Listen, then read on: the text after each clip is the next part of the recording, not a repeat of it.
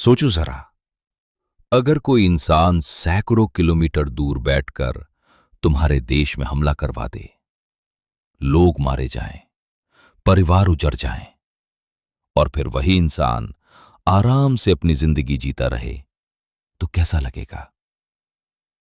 शायद गुस्सा आएगा, शायद बेबसी महसूस होगी। यही हाल भारत का था, और यही कहानी है शाहिद लतीफ की। पठानकोट एयरबेस हमला आपको याद होगा। सुबह सुबह खबर आई कि आतंकी एयरबेस के अंदर घुस चुके हैं।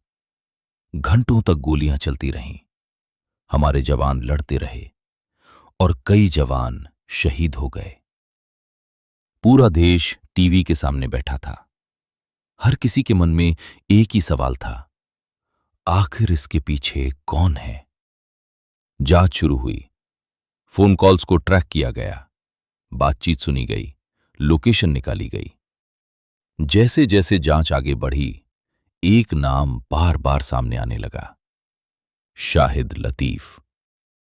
पाकिस्तान में बैठा एक ऐसा आदमी जो इस पूरे हमले को निर्देश दे रहा था। यह कोई अंदाजा नहीं था, बल्कि सबूतों के साथ सामने आई सच्चाई थी। भारत ने सारे सबूत पाकिस्तान को दिए। उम्मीद की गई कि शायद इस बार कुछ बदलेगा, लेकिन जवाब वही पुराना मिला, हमें कुछ नहीं पता। न कोई गिरफ्तारी, न कोई ठोस कार्रवाई। और यहीं से भारत को समझ आ गया कि अगर इंसाफ नहीं मिलेगा तो जवाब खुद ढूंढना पड़ेगा। अब सवाल था, कैसे? सीधा हमला? युद्ध? नहीं, क्योंकि युद्ध का मतलब होता है आम लोगों की जान का रास्ते पर नहीं जाना चाहता था। इसलिए चुना गया एक ऐसा रास्ता जिसमें न कोई शोर हो, न कोई ऐलान, बस खामोशी। शाहिद लतीफ पाकिस्तान के सियालकोट इलाके में रह रहा था। उसे लगता था कि वो पूरी तरह सुरक्षित है। वो खुलेआम घूमता था, लोगों से मिलता था, अपने नेटवर्क को चलाता था। उसे भरोसा था कि भारत उसका कुछ नहीं कर सकता, क्योंकि वो सीमा के उस पार है। लेकिन उसे ये नहीं पता था कि उसकी हर हरकत पर नजर रखी जा रही है। वो कब बाहर निकलता है, किस रास्ते से जाता है, किससे मिलता है, सब कुछ धीरे धीरे एक तस्वीर की तरह साफ होता जा रहा था। ये कोई जल्दबाजी में लिया गया फैसला नहीं था। महीनों तक इंतजार किया गया, सही वक्त का। फिर आया वो दिन, सियालकोट की एक बिल्कुल सामान्य सुबह। लोग अपने काम में लगे थे। शाहिद लतीफ भी रोज की तरह अपनी दिनचर्या में था। उसे क्या पता था कि ये उसकी जिंदगी का आखिरी दिन होगा। कुछ ही घंटों में खबर फैल जाती है, शाहिद लतीफ की गोली मारकर हत्या कर दी गई, पाकिस्तान की धरती पर, उसके अपने इलाके में। और सबसे हैरान करने वाली बात यह थी कि किसी को कुछ पता ही नहीं चला। हमलावर कौन थे, कैसे आए, कैसे भागे? इन सवालों का जवाब किसी के पास नहीं था। न सीसीटीवी में कुछ साफ दिखा, न कोई गवाह सामने आया।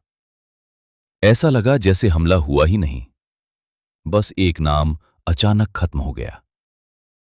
इस घटना के बाद पाकिस्तान में हलचल मच गई।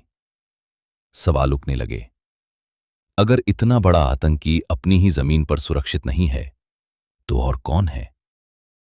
डर सिर्फ आतंकियों में नहीं था, बल्कि उन लोगों में भी था जो उन्हें संरक्षण देते थे। अब यहां एक बात समझना जरूरी है, यह कोई पहली घटना नहीं थी। इससे पहले भी कई ऐसे लोग इसी तरह रहस्यमय तरीके से मारे जा चुके थे।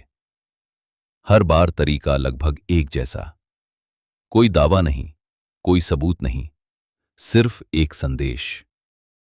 भारत की तरफ से इस पूरे मामले में कोई बयान नहीं आया, न खुशी जताई गई, न इनकार किया गया, बस खामोशी।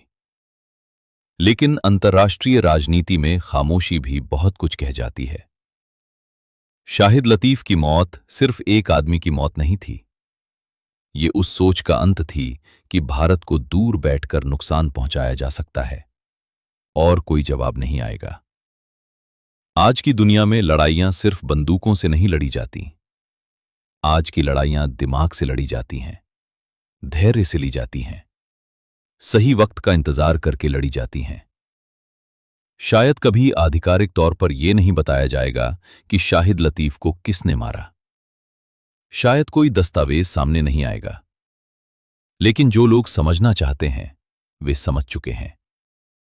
ये कहानी हमें यह भी सिखाती है कि हर जवाब शोर मचाकर नहीं दिया जाता। कुछ जवाब खामोशी में दिए जाते हैं और वही जवाब सबसे ज्यादा असर छोड़ते हैं। शाहिद लतीफ खुद को सुरक्षित समझता था। उसे लगता था कि सीमा ही उसकी ढाल है। लेकिन वो भूल गया था कि आज की दुनिया में सीमाएं सिर्फ नक्शे पर होती हैं, इरादों में नहीं। और यही वजह है कि उसकी कहानी सिर्फ एक आतंकी के अंत की कहानी नहीं है, बल्कि उस दौर की शुरुआत है जहां जवाब तय है, तरीका तय है और संदेश बिल्कुल साफ है। अब कोई भी ये सोचकर चैन की नींद नहीं सो सकता कि वो दूर बैठकर भारत को नुकसान पहुंचाएगा और सुरक्षित रहेगा, क्योंकि अब खेल बदल चुका है। और कभी-कभी बिना बोले दिया गया जवाब सबसे तेज होता है। जो दिखता है वो पूरा सच नहीं होता। सच हमेशा पर्दे के पीछे होता है। पर्दाफाश पर हम उसी सच से पर्दा उठाते हैं। अगर आपको ऐसी कहानियां पसंद हैं तो लाइक करें, सब्सक्राइब करें और बेल आइकन जरूर दबाएं।